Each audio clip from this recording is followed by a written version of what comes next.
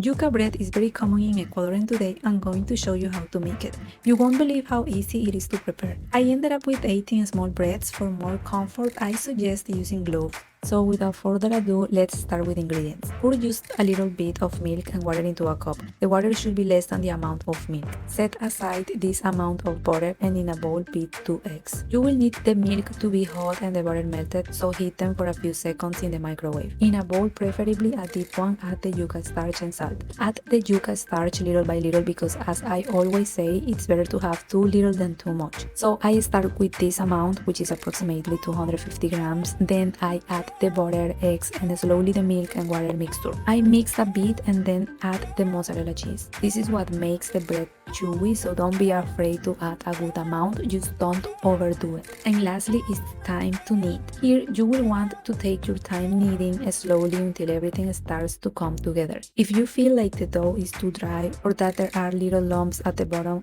add a bit more milk and continue combining all the bits until you get a consistent dough. I ended up using all the milk, which meant I had to add more starch and knead until I saw the dough was fully consistent. The trick here is to use your first two so you can press and mix everything properly, and a tip that really helps me avoid getting tired too fast is to keep the bowl at hip height. The dough will be ready when it no longer sticks to your hands. Like here you can see there is no dough left on the gloves. If it's still sticky, just add a bit more starch and mix it all really well. The size of the dough balls should be small, like I'm showing here. They will expand when cooking, so if you make them too big, they won't cook properly. You can store the leftover dough in the fridge. Just sprinkle some starch in the container or in the plate before placing the yuca balls in to keep them from sticking. Then cover with plastic wrap. To cook them, you will need an oven. My go-to is always the air fryer because it's super fast. I put a bit of oil first,